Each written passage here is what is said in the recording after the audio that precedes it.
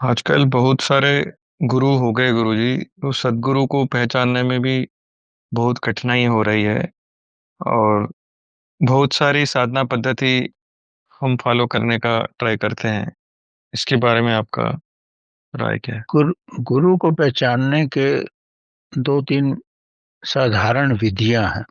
पहले आपको भी तो वैसा शिष्य होना चाहिए कि आपको वैसा गुरु मिले। अब जनक जैसा शिष्य होगा, गुरु अगर 8 हिस्सों में टेढ़ा मेढ़ा भी है तो भी उसको गुरु समझा ही ना, उसने उसके ज्ञान को महसूस किया। तो आप गुरु को आप पहचानना चाहते हो, अगर किसी से मिलते हो आप, अगर आप साधना पद्धति पे हो, आपने जीवन में कुछ प्राप्त कर लिया है, अगर आपने कुछ भी प्राप्त नहीं किया है तो आप गुरु को नहीं पहचान सकते। अगर आप साधना पद्धति पे हो और गुरु को ढूंढ रहे हो और गुरु के कांटेक्ट में आ गए हो, तो सबसे पहले जैसे ही आप गुरु के पास बैठोगे 10-15 मिनट, तो आपको अपने मन में शांति का अनुभव होगा। दूसरा, आपकी मूलाधारा केंद्र से आपकी शक्ति का उद्र होने लगेगा। आपको महसूस होगा कि आपकी शक्ति ऊपर जा रही है, अगर वो वास्तविक गुरु है तो। और आपने भी कुछ साधना की है तो। अगर आपने साधना नहीं किया तो आपको ये महसूस नहीं होगा। अगर आप बिल्कुल ही रॉ हैं तो आप कुछ नहीं कर सकते। अगर आप साधना पद्धति पे हैं और आपको गुरु मिला है ढंग का, सतगुरु के रूप में, तो ये सबसे बड़ी पहचान ये होगी कि आप में शक्ति का ऊर्ध्वगमन शुरू हो जाएगा।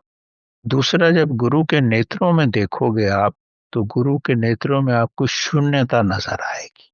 और उसकी दृष्टि जो है गुरु की, एक फिक्स दृष्टि होगी। उसके नेत्र इधर उधर भटकेंगे नहीं और शून्यता आपको नजर आएगी।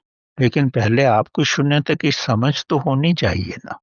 अगर आप उस पद्धति में नहीं है और एक रॉ होकर के जिसने कभी कुछ किया ही नहीं और गुरु को ढूंढने चले, तो फिर आपको संसारिक गुरु ही मिलेंगे और आपको वो भर्म करवाएंगे और आपका पैसा लूटेंगे, वो एक अलग चीज है।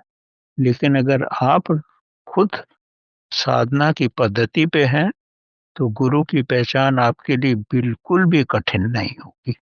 गुरु के पास जाते ही आपकी बॉडी में ऐसे वाइब्रेशंस आ जाएंगे कि आप उसको सोच भी नहीं सकते कि ऐसा क्यों हो गया आपके साथ।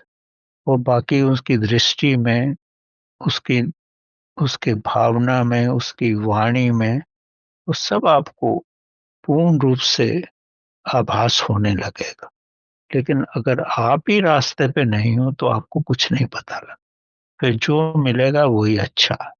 गुरु भी तो ढूंढता है कोई ढंग का शिष्य मिले। मैंने आज इसीलिए अष्टवर्ग और जनक की का प्रसरण रखा कि दोनों एक दूसरे को एकदम ही पहचान ली। जनक तो इसलिए एकदम पहचान लिया कि इतना 10 साल का बालक मेरे इतने बड़े बड़े ब्रह्म ज्ञानियों को चमार बोल रहा है। इससे बड़ा व्यक्ति संसार में कौन हो सकता है? एक बालक होते हुए इतनी उसमें फियरलेसनेस है, उसमें निर्भीकता है। तो ये तभी इंसान समझ जाता है क्या है।